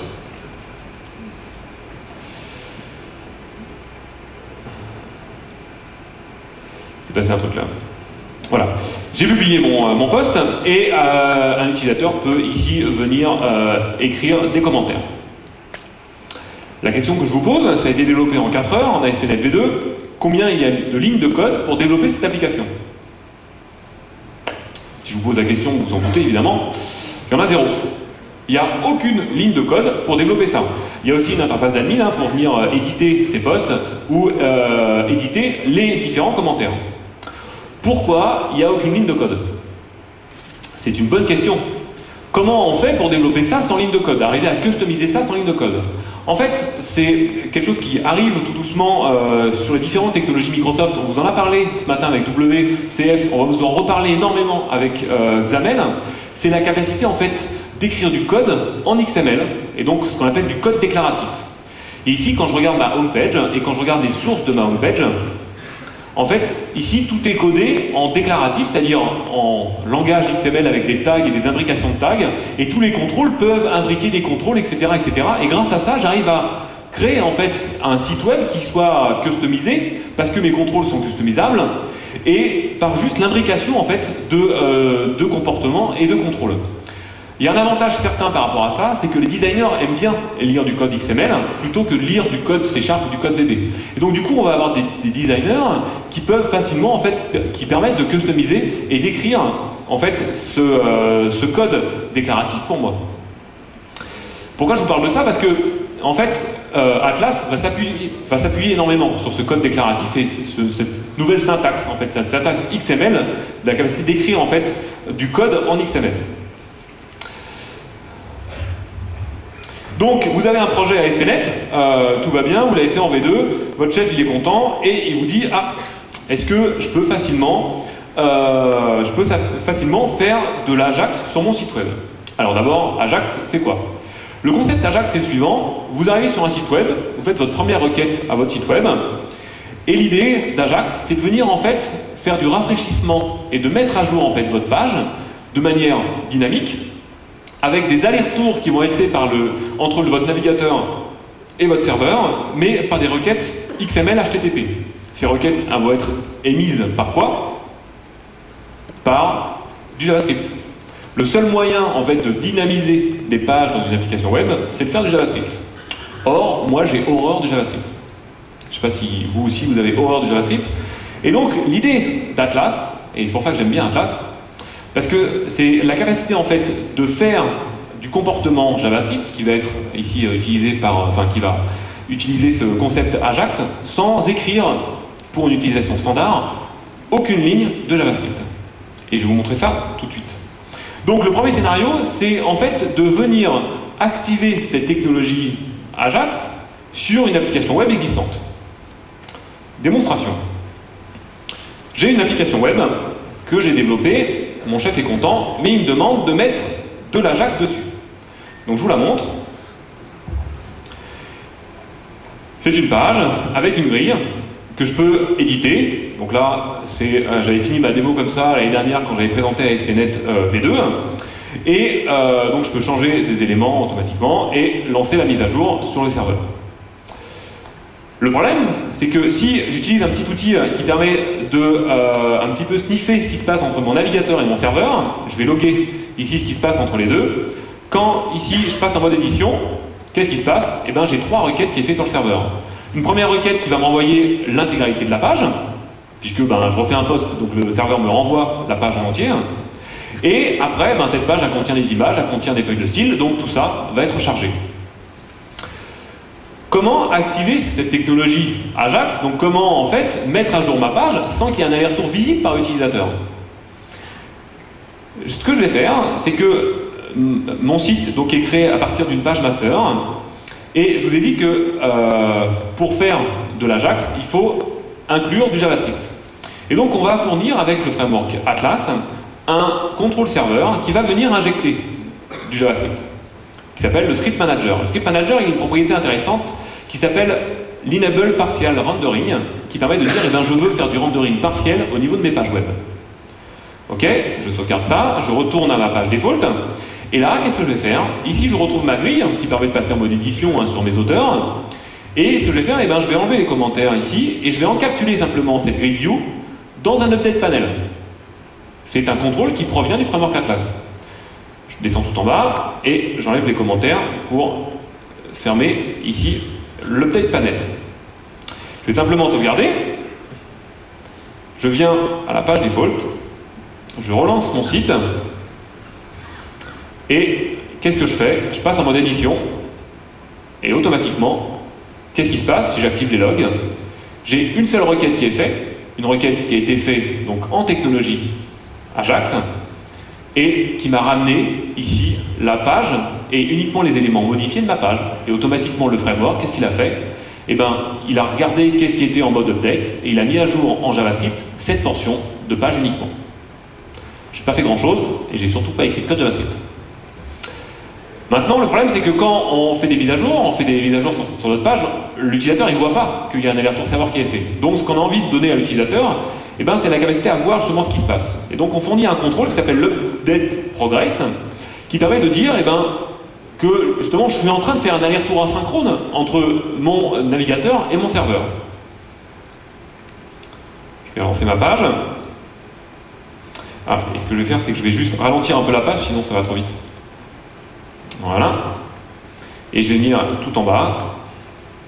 Et quand je passe en mode édition, hop, j'ai un petit div qui est affiché et qui me dit, ben justement, je suis en aller-retour serveur en ce moment, donc tu peux toujours te balader, il n'y a pas de souci, mais je suis en train de mettre à jour la page.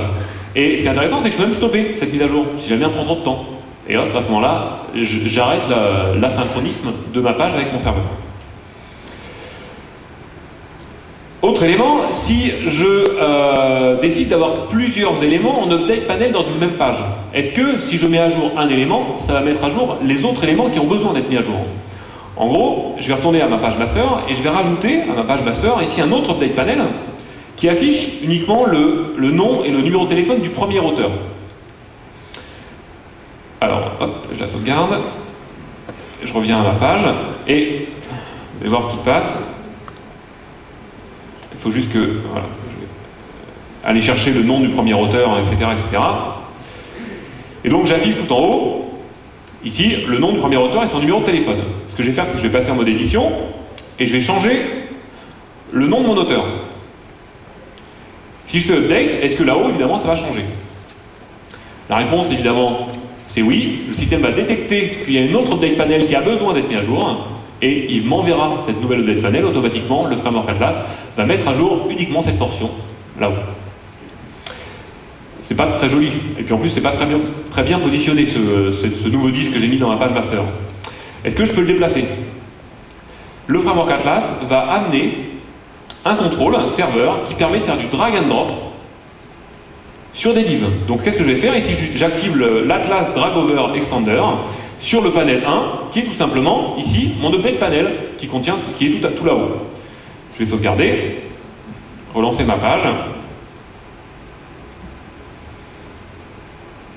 et automatiquement, hop, je peux le déplacer. Sauf que, si je fais F5, qu'est-ce qui se passe? Il remonte là-haut. Ah, dommage, j'ai pas la sauvegarde de la position. Dans SPNet 2.0, est-ce qu'il y a un système de sauvegarde par utilisateur? Oui, c'est un service, le service de personnalisation. Pas de souci, je vais l'activer. Je vais venir dans mon fichier web.config et je vais dire que je vais créer une nouvelle variable par utilisateur que je vais appeler position panel. J'enlève ces paramètres et je vais revenir sur ma page master. Et sur ma page master, je vais activer un autre contrôle serveur qui s'appelle le Atlas Profile Script Services. Donc pour dire qu'il va prendre en compte le profil utilisateur côté client, côté JavaScript, et je vais venir ici dire que je vais travailler sur cette variable au niveau de mon drag and drop. Hop, je ferme, je retourne ici à ma page default, je réexécute ma page, et qu'est-ce qui va se passer? Je vais activer par contre ici les logs. Et quand je fais un drag and drop de mon contrôle, regardez, dès que je le lâche, ah, il faut que j'active les logs, dès que je lâche, hop, j'ai un alerte serveur qui est fait, j'envoie la position.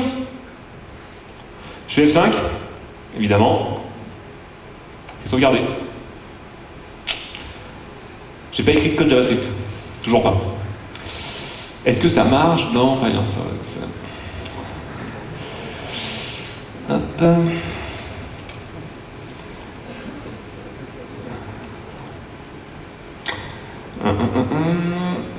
Hop, ça marche.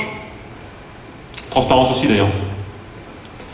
Ça marche aussi dans Firefox. Bon, il n'y a pas de code JavaScript, j'ai pas écrit de code JavaScript. Comment ça marche? Si j'ai pas écrit de code JavaScript, bouton droit, view source. Je descends, je cherche du code JavaScript parce qu'il y a de l'aller-retour serveur qui est fait. Ajax me dit que je fais des allers-retours asynchrones entre mon client et mon serveur. Je vous ai dit que ça se faisait en JavaScript. Je cherche donc du code JavaScript, je n'en trouve pas. Mais qu'est-ce que je trouve? Je trouve en fait dans ma page, dans les sources de ma page, quoi donc? Eh ben un tag qui va s'appeler script text XML script, où dedans j'ai quoi? Ben, j'ai du code déclaratif. CF, le code déclaratif d'ASP.NET tout à l'heure, qui n'a rien à voir, mais c'est le concept. Écrire en fait, rendre dynamique ma page en code déclaratif. Et c'est ça que permet de faire Atlas, et c'est ça que font mes contrôles serveurs. En fait, ils génèrent du code déclaratif Atlas, et le framework Atlas, qui est amené côté client par l'insertion dans ma page master ici de Script Manager, donc me ramène tout un framework JavaScript côté client, va venir interpréter ce code déclaratif Atlas pour rendre dynamique ma page. C'est ça Atlas. Atlas en fait amène un nouveau langage entre guillemets, c'est un langage déclaratif. D'accord? Ça c'était le premier aspect. C'est-à-dire que ici on a développé, on est venu enrichir en fait une application web existante par la technologie Ajax grâce au framework Atlas assez facilement en utilisant ses contrôles serveurs. Certes, c'est bien, mais si moi je décide demain de créer un nouveau site qui soit cette fois-ci complètement Ajax, et je vais donc le designer un petit peu différemment et je vais vous montrer comment ça se passe. Atlas, au niveau de son architecture, il y a bien deux choses. Il y a toute une partie cliente qui va venir interpréter mon code déclaratif, qui est extrêmement importante, c'est là-dessus évidemment, c'est la partie la plus importante je dirais d'Atlas. Et il y a une partie serveur qui amène en fait des contrôles serveurs que je vous ai montré là justement en utilisant des datlas de point quelque chose pour venir dynamiser et enrichir en fait une application web existante par du comportement Ajax. Donc le framework client c'est quoi? En fait ça va amener au JavaScript une approche orientée objet. Je rentre pas forcément plus dans le détail. Il y a toute une API qui vient enrichir en fait le JavaScript. Sur les chaînes de caractères vous allez pouvoir faire beaucoup plus de choses que ce que propose par défaut le JavaScript, parce qu'évidemment vous amenez un framework, donc évidemment vous avez des choses qui apparaissent. Et un élément important, c'est le mapping qui est fait entre les objets que vous allez travailler et faire tourner sur votre serveur et la partie cliente. Je m'explique. Vous allez développer un site web et le site web ici par exemple me ramène des auteurs. Donc j'exécute sur le serveur une requête qui me ramène des auteurs que j'affiche dans une grille. Quand on va parler Web 2.0, quand on va parler Ajax, l'idée c'est de se dire en fait ces données, il faut les faire transiter entre mon client et mon serveur. Et côté client, en fait, je vais les mettre en forme et les rendre dynamiques, mais côté client. Donc, qu'est-ce que je vais faire? Eh bien, je vais exposer mes données par l'intermédiaire des web services, et ça sera le point d'entrée principal de la technologie Atlas. Et côté client, je vais venir traiter ces données. Le problème, c'est que je vais traiter des données qui sont typées par rapport à mon serveur. Mon serveur, je vais par exemple envoyer un dataset, envoyer une liste d'auteurs, mais je ne veux pas envoyer un tableau de chaîne de caractères. Et donc, Atlas va amener l'implémentation complète de tous les conteneurs de données que propose le framework .NET. Donc je vais avoir côté client tout ce qui est dataset, datatable et dataro, et donc je vais avoir aussi un moteur de binding qui va être fait entre ces conteneurs de données qui vont être stockés en JavaScript côté client et des récepteurs de données qui seront évidemment la partie HTML. Ça amène évidemment la partie qui s'appelle déclarative, et ce qui est important, c'est que comme on a une approche déclarative et que j'ai pas de code JavaScript, c'est pour ça que c'est cross-navigateur, parce que justement j'ai pas de JavaScript. Et l'implémentation et l'interprétation en fait de ce code déclaratif va être adaptée en fonction du navigateur qui est utilisé. C'est pour ça que j'ai bien une architecture ici qui va faire abstraction du navigateur. Démonstration. Je vais donc créer une page web qui va pour l'instant, je vais faire vite. Première chose, je vais venir consommer des données. Le fournisseur de données en Atlas, ce sont des web services. Donc j'ai créé un web service ici qui s'appelle Web Service Atlas. Donc je l'ai préfixé par web méthode. Il prend en paramètre ici un début d'un numéro de téléphone, une valeur maximum, et il me ramène un tableau de chaîne de caractères. Donc pour l'instant je vais utiliser des types simples. Et ça c'est simplement exposé en tant que web service. J'ai ici une page web. L'idée c'est de venir consommer en fait ce web service. Comment consommer des web services? Ben, c'est du SOAP, il faut interpréter toute la partie XML. Non, Atlas va vous faire tout ça. Comment il va vous le faire? Par une simple écriture d'une ligne de code. Et en fait, c'est comme qu'on fait l'insertion en fait d'un JS, sauf que je vais insérer en fait du texte JavaScript, mais avec une syntaxe particulière. Ça sera mon web service /JS. Qu'est-ce que permet d'écrire ça? Cette écriture-là, en fait, me crée côté client ce qu'on appelle un proxy, donc une classe creuse, qui permettra d'appeler mon web service de manière transparente. Et donc, qu'est-ce que je vais pouvoir écrire en JavaScript? Ceci. Web service atlas.getPhone.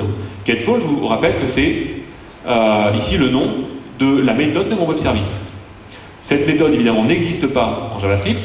En fait, elle est créée à la volée par l'écriture de cette ligne. C'est évidemment un appel asynchrone, c'est un appel d'un web service. Donc quand j'ai fini, j'ai une méthode de callback. Et qu'est-ce que je fais? J'affiche le numéro de téléphone dans une alerte. Si j'exécute cette page et que j'active les logs, je clique sur le bouton,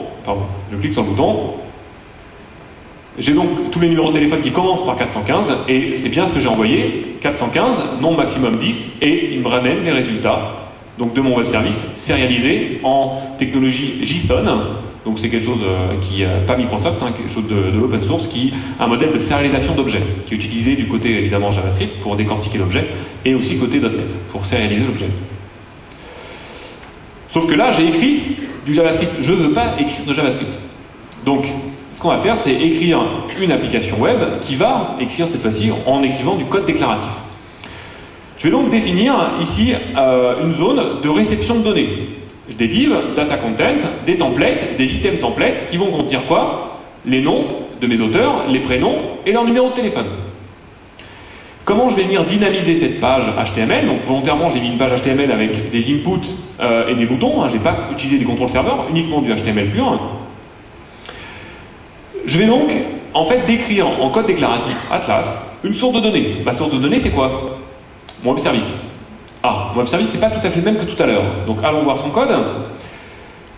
Il hérite de data service. Data service, c'est un espèce qui va être amené par le framework Atlas. Donc il va ramener un certain nombre de choses. Qu'est-ce qu'il ramène? Je vais toujours signer les méthodes par la web méthode, mais je vais les signer aussi par autre chose en disant que cette méthode, ici getAllAuthor, c'est une méthode de sélection de données. Ma méthode updateAuthor, c'est une méthode de mise à jour de données. Et regardez bien ce que renvoie cette méthode getAllAuthor. Elle me renvoie un generics list d'auteurs au singulier. Un auteur au singulier, c'est un objet métier qui est défini en .NET, en C# ici, avec des accesseurs sur l'ID, le nom, le prénom, etc., etc.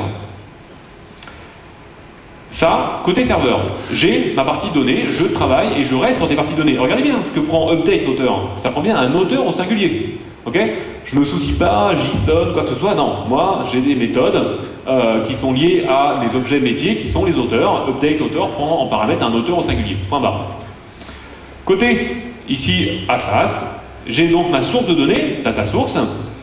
Je spécifie dans cette source de données que pour la sélection, j'ai besoin d'aller chercher de l'information qui se trouve dans quoi? Dans mon textbox 1, qui est ici mon textbox 1, et je vais chercher sa propriété texte pour aller injecter en fait pour remplir en fait la méthode de sélection de mes auteurs. Après, je vais utiliser quoi? Eh ben, un contrôle qui s'appelle le contrôle listView en Atlas, qui permet de faire de l'itération.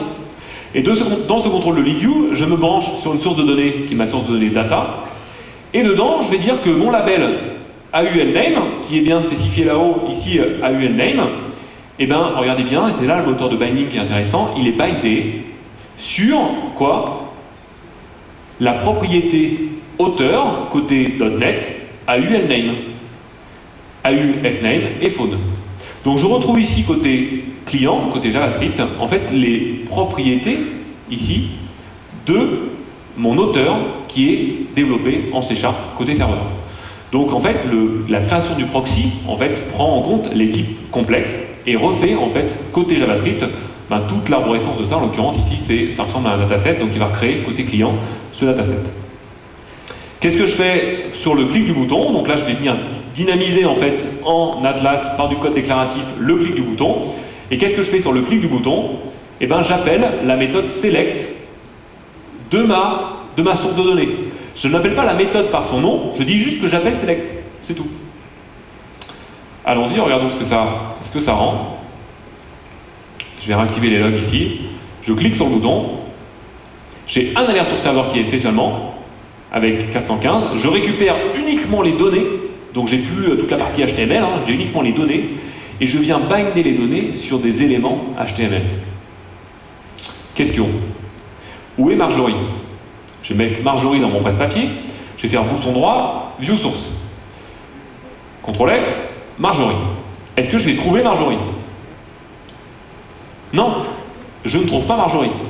Pourquoi je ne trouve pas Marjorie? Parce que je vous rappelle que le View Source, c'est toujours ma partie div que j'ai déclarée en haut avec mes templates et ma partie déclarative.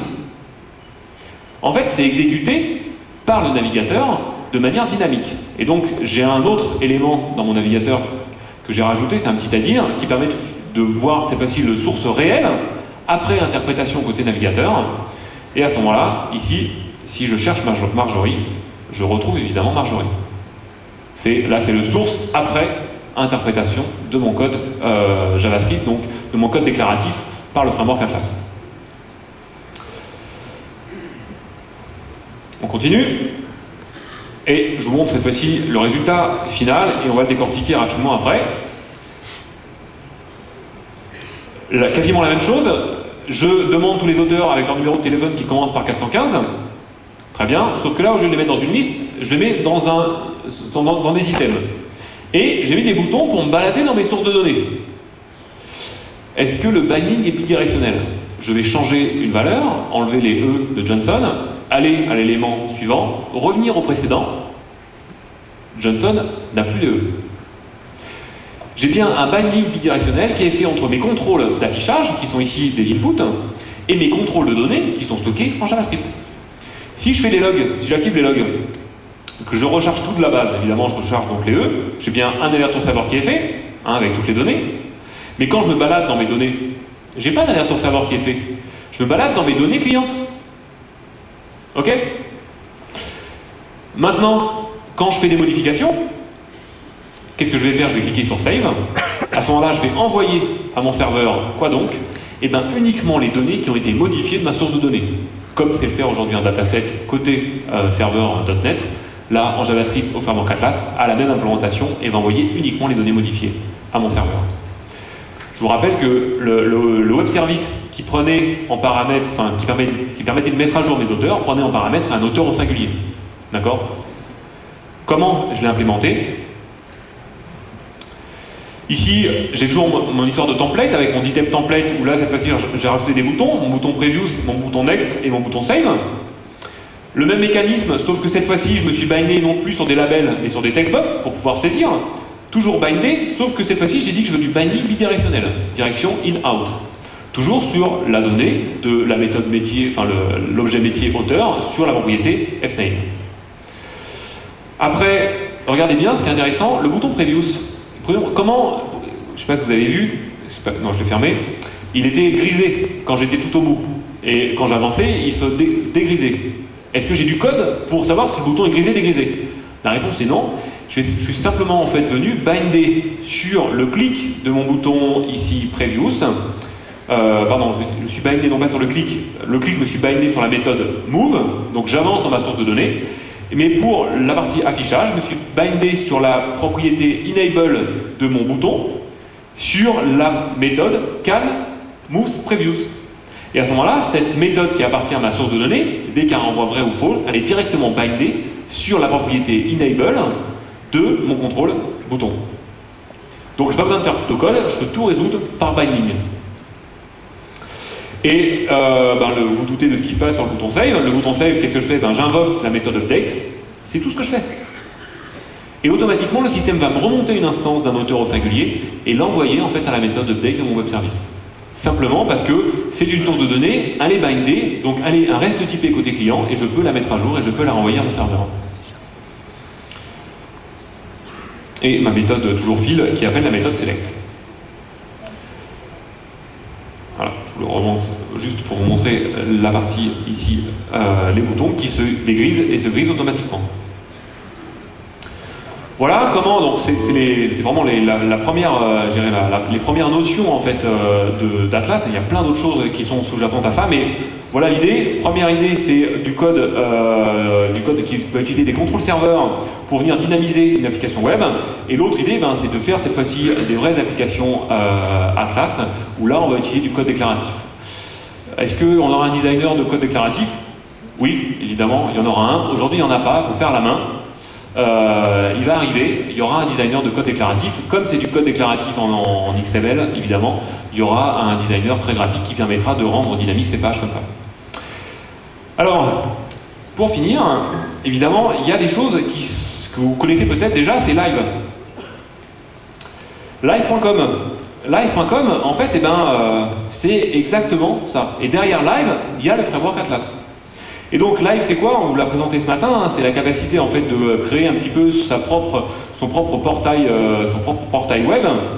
Et en fait, on peut venir rajouter des gadgets. Les gadgets, en fait, ce sont des gadgets qui vont s'exécuter côté client.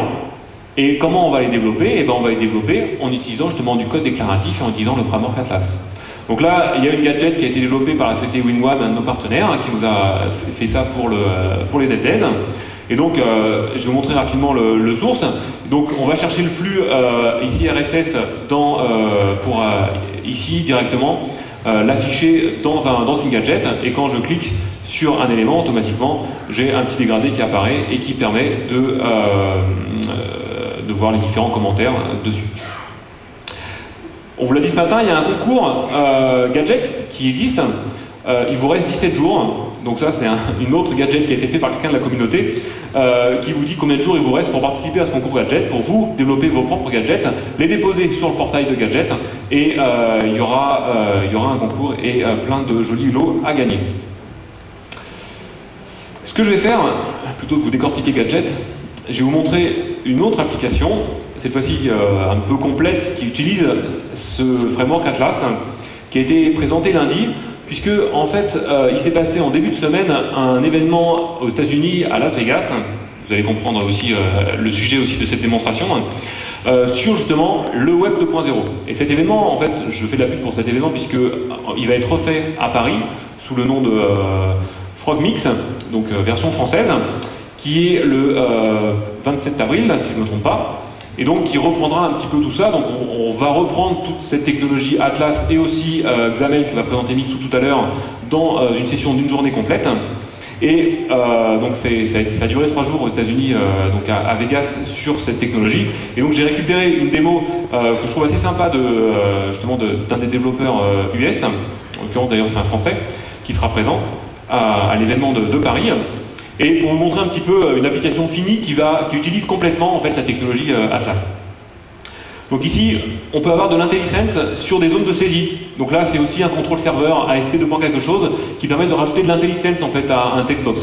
Donc simplement, j'expose un web service qui va me ramener un tableau de chaîne de caractères pour justement automatiquement me fournir de l'IntelliSense sur la saisie en web. Donc là, je vais choisir par exemple un élément, faire une recherche, et en fait c'est un site de vente de dés. Et vous voyez que pour l'instant j'ai jamais rafraîchi de page. À chaque fois, quand je clique sur les différents événements, c'est de l'Atlas, c'est donc de l'Ajax, et donc ma page n'est jamais rafraîchie. Et donc là, je suis allé pourtant chercher de l'information, j'ai choisi un dé, j'ai récupéré l'image du dé que j'ai directement affiché dans cette zone. Je peux venir configurer mon dé, donc là je change de page, donc là il y a effectivement un reload, mais c'est normal, c'est une autre page qui est faite. Et là ce qui est intéressant, c'est que je peux venir en fait modifier les différentes couleurs pour customiser mon dé.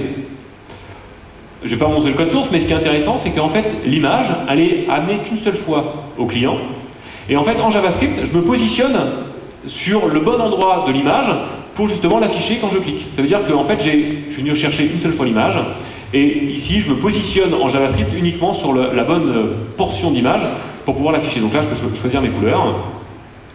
Je peux choisir aussi mes différentes textures, ici en transparent ou en noir, pour avoir ici différents dés. Je peux, alors toujours sur cet esprit d'image, je peux aussi du coup avoir la possibilité peut-être d'afficher différentes vues en fait de mon dé. Donc là, tout est déjà précalculé sur une image, mais du coup l'utilisateur il voit pas que déjà il n'y a pas d'alerte au serveur qui est fait, et en plus il n'y a pas de flash qui est fait au niveau de la page. Ici c'est complètement dynamique et fait en Atlas. Voilà, une application un peu finale. Elle sera complètement décortiquée à la session du Mix version française.